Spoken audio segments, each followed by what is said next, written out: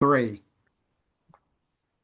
Welcome to the One for the Road podcast. I am C2, and joining us is the infamous Mr. K. How's it going, everyone? And today's subject is the Maduro Venezuela event and the financial ramifications of all that is financial in the U.S. that has gone on within the past couple of weeks. So I think today we're going to start, obviously, with the Maduro scenario of being taken in. It is very interesting that, in my personal opinion, that Don got lucky and was able to pull that off. Yes. Don Rowe got lucky and was able to pull that off. It is somewhat amusing that the last statement from Mr. Maduro's was, I will kick the U.S. teeth in. So, that didn't kind of work out at 3 a.m., did it? No, it sounded like the reverse Surprise. happened. What did Jim Neighbors used to say? Surprise, Yeah. surprise, surprise. Yeah. Yeah. But not that, in the past this is a shift of position, not that I support uh invading sovereign countries. However, I will say that this dude is a narco terrorist. It's Yes. not even clear that he was elected.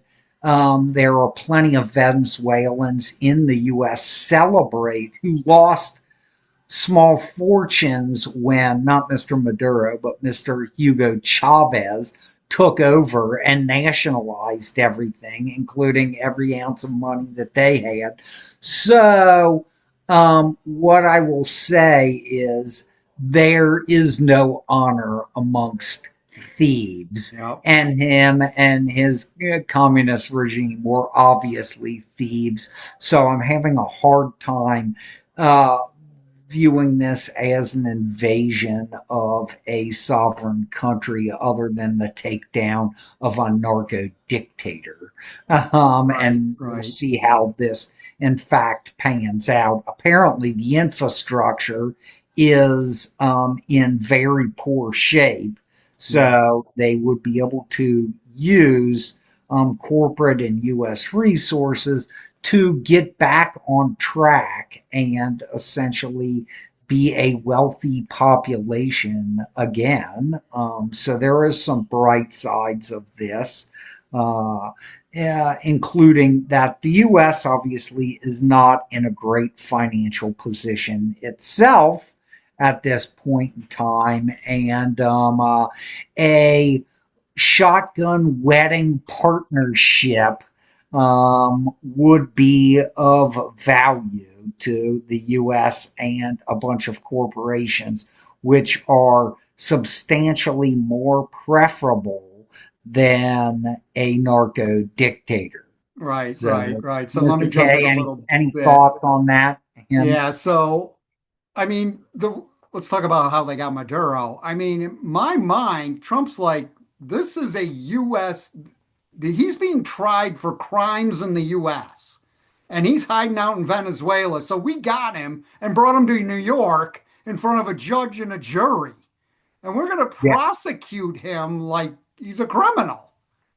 right. And from that point, the Don, I will say this, and this leads into obviously the elephant in the room that nobody is talking about is in fact they were ruining the petrodollar, or Mr. Right. Maduro's regime were ruining the petrodollar.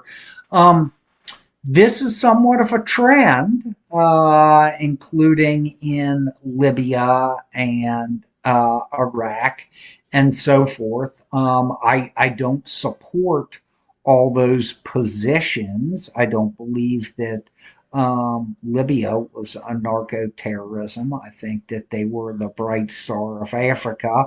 However, they were trying to ruin the petrodollar, and that is uh, uh, for right or wrong, a bad idea at this point in Right. time because you end up getting deposed.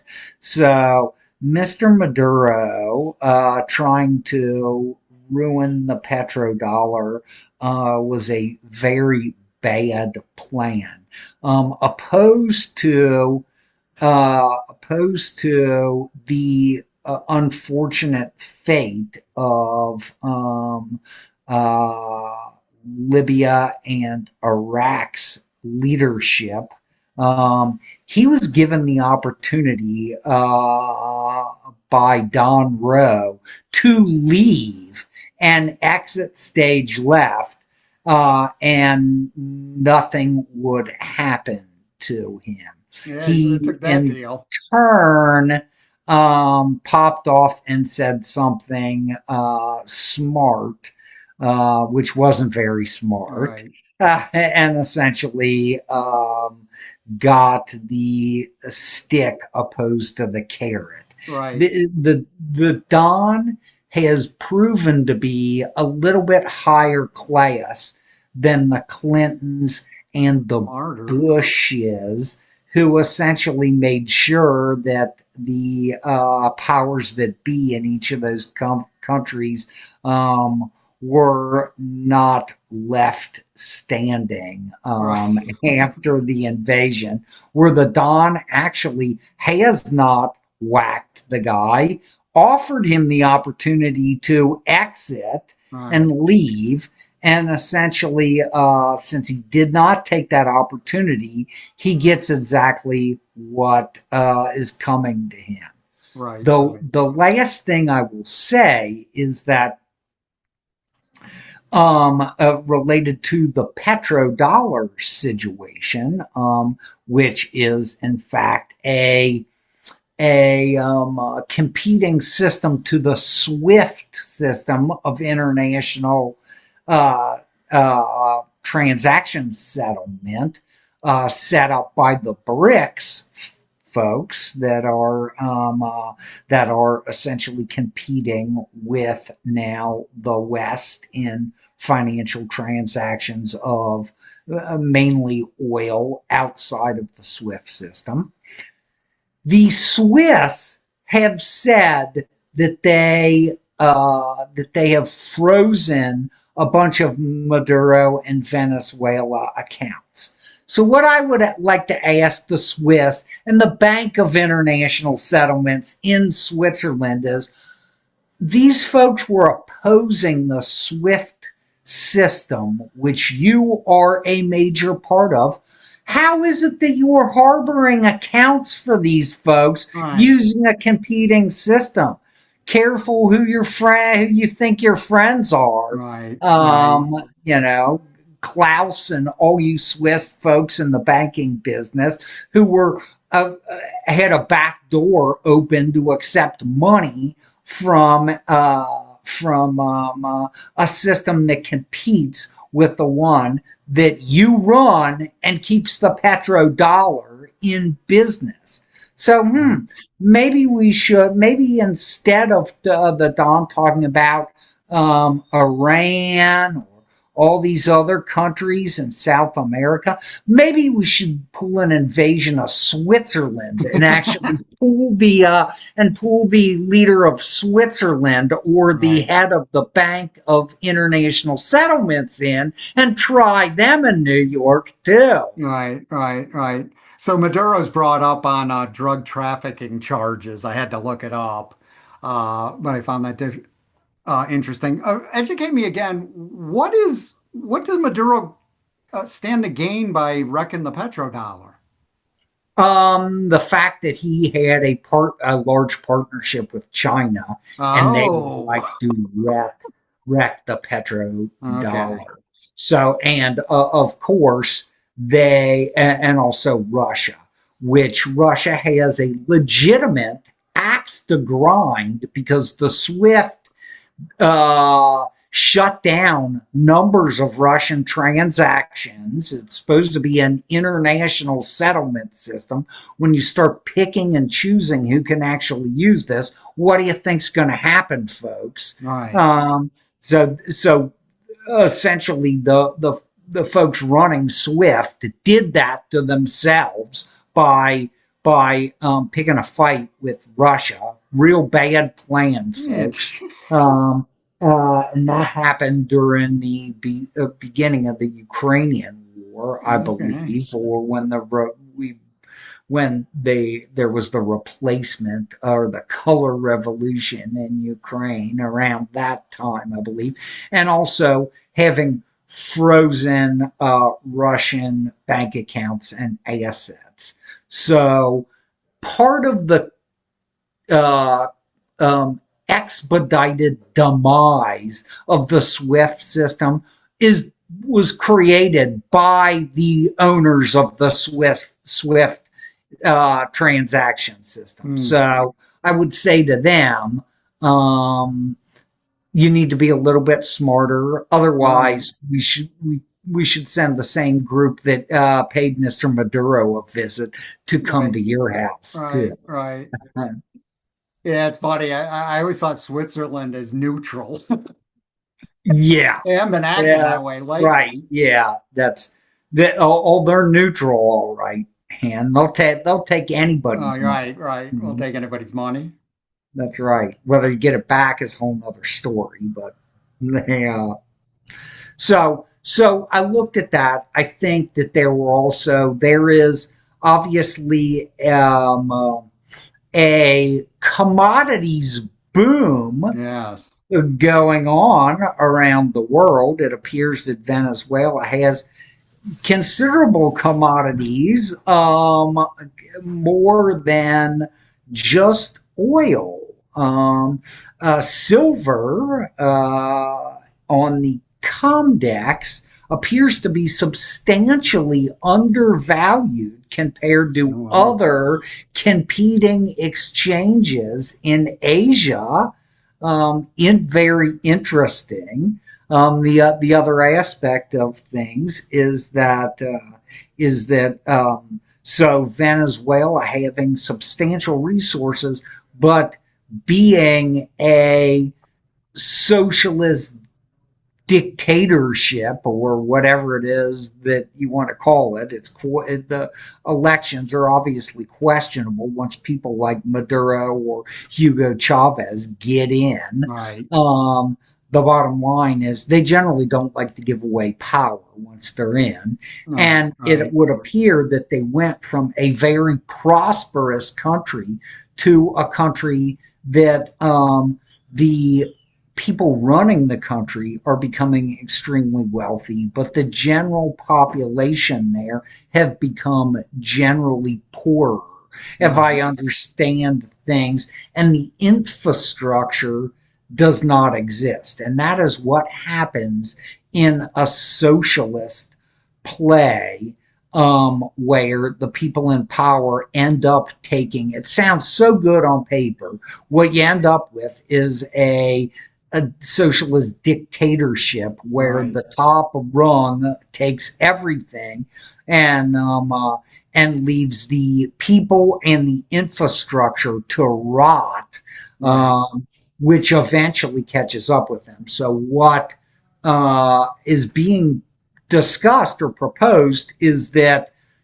corporations from the US and around the world would go into Venezuela and put in substantial money to fix the infrastructure to be able to get at a bunch of the resources that they have, which would be great for the Western stock markets, Oh, yeah. to say the least, because it would calm down the inflationary boom of a number of commodities. Yeah, Uh, even the hint of that yesterday sent energy stocks through the sky. One in particular, since truth be told, stockholder, shareholder, I should say, of Valero. Valero went up at some points 10% yesterday, Yeah. much to my delight. Like I said, Well, shareholder. and by the way, I don't know how many stations they have, but I have bought gas because within 15 miles of me, there is in fact a Valero gas station. Yeah, there's They're one by few me and too. far between, but they're generally cheaper than their prices have generally been cheaper than lots of other places. So there is some level of corporate corporate distribution going on.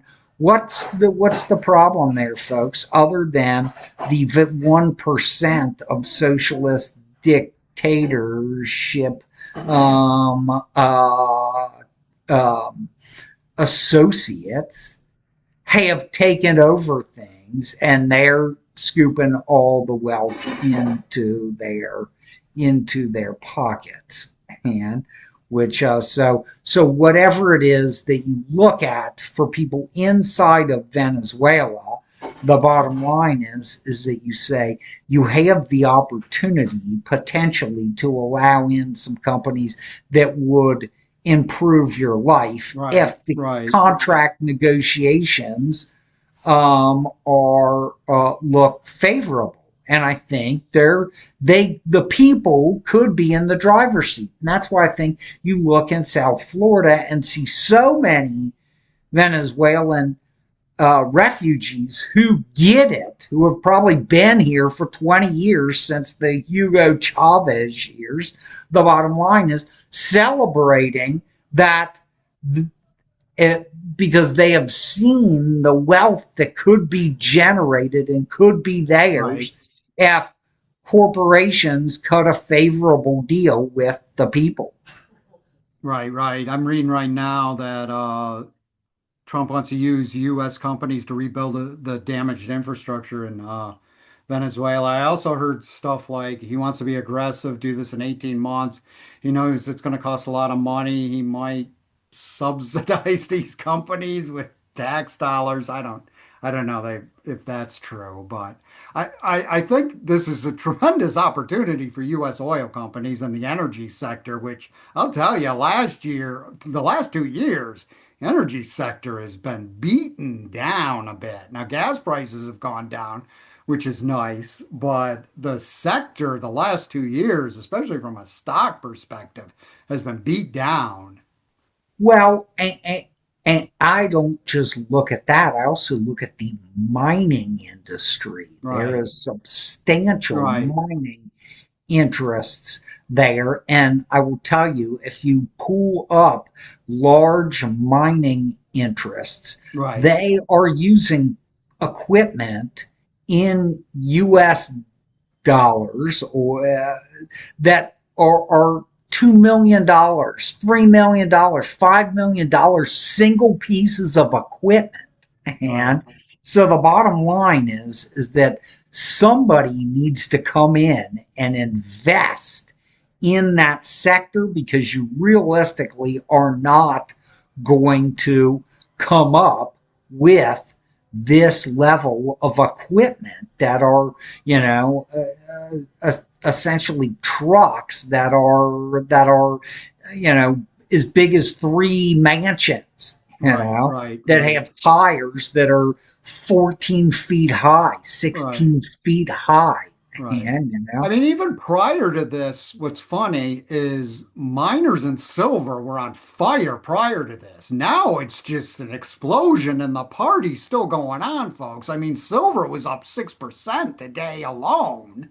yeah, There's some miners last year that were uh, producing 100% returns. yeah, yeah, right. And you look at that, Mr. K, and say that they need to get a handle on that scenario, because there is a huge industrial demand for silver. Oh, yeah.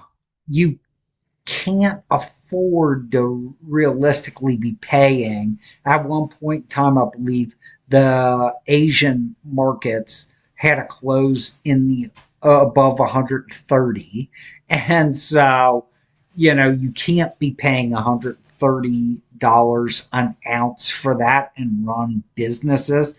So the bottom line is that some mining in the Western Hemisphere needs to get into a better space, and I think that that could happen in Venezuela.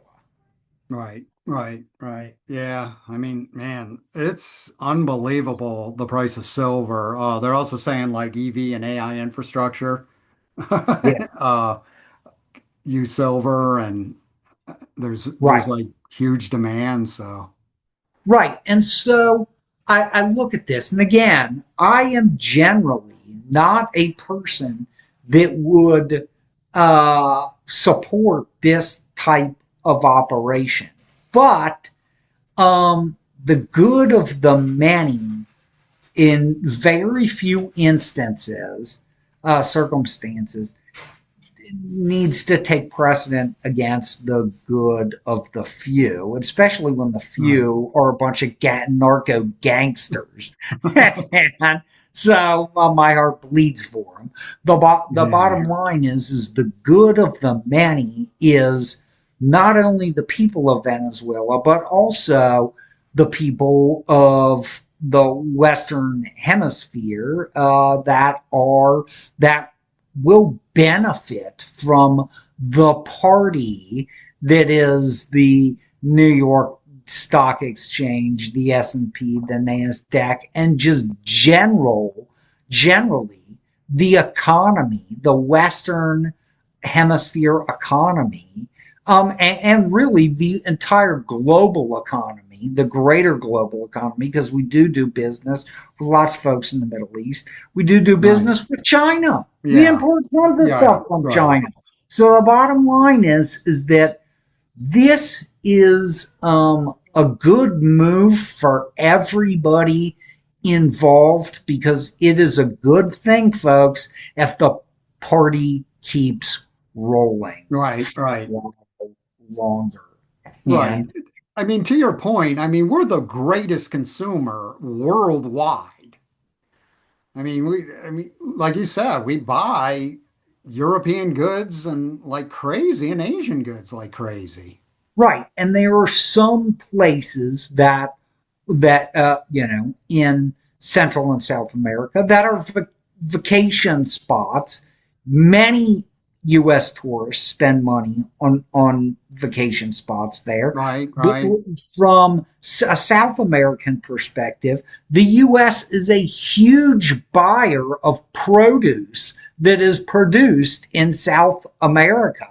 And right, right. some in Central America, bananas in Central America, and all kinds of stuff in Chile and stuff like that. Fortunately, I believe Chile just had an election, and they elected somebody who was a conservative, if I'm not mistaken, Mm, and against all odds, because they understand international business and doing business with outside of the country, and they have benefited financially right, from that space. So it is absolutely a positive thing to say, let's keep the party rolling for a while, because now's a real bad time to turn the lights off. right, right, And right, I right. can tell you that. Yeah, I just think whenever the U.S. has a strong economy, it benefits the world. Yeah, And, right, right. No, exactly. we're, like I said, we're fantastic consumers. Yeah. We're right. And so, what do we need to do to keep the consumer thing going? We need to keep the financial system in order. And that goes back to exactly, Mr. K, what I said in the beginning about the warning. This is every sword has got two edges. And the bottom line is double edged sword. The people running the Swift, and I would say Don Rowe Right, needs to be aware that we've come into a potential fortune of luck, not a well, a literal and figurative Right. fortune of luck if we can work out a deal that benefits the people of Venezuela Right. and everybody else, to keep the economic system oiled up and keep the flow of things actually going. To Don Rowe and the people that run the Swift system, don't push your luck, boys. Right. You Right. know, Right. I would pat myself on the back and take the win. I'd open the Swift system back up to Russia. I'd start playing nice with China again, and Yeah. I essentially would um, cut a deal that makes everybody in Venezuela substantially richer than they are right now. And Right. guess what? Everybody wins and the Yeah. party keeps on a rocking. And Yeah. I mean, other quickly. than that, I didn't mean to interrupt your thought there, Mr. K. But other than that, this whole idea of nation building, Don Rowe, is a dumb idea. Right. It's a Right. proven Right. dumb idea. Yes. And Yes. Yes. flush that. Whoever sent you that report, Right. flush it down the toilet. Yeah. And Yeah. That's a failed concept. Just really quick, and you said it before. I mean, Venezuela is better without Maduro. And I mean, there's been Venezuelan nationalists like going to the courthouse, cheering that he's been arrested and stuff yeah, like that. So it's only going to get better for Venezuela, is the way I see it. I mean, it didn't sound like the economy or the people, a vast majority of the people were in a good economic state.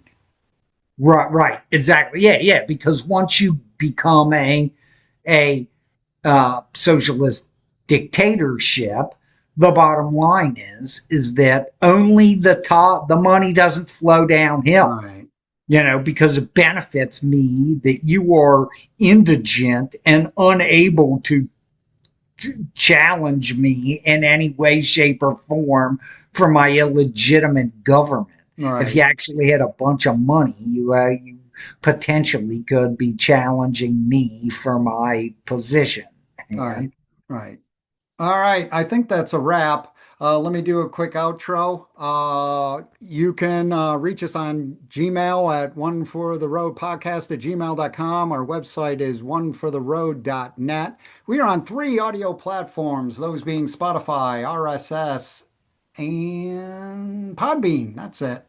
Like and subscribe to us on YouTube for C Squared. I'm Mr. K. Have a good week.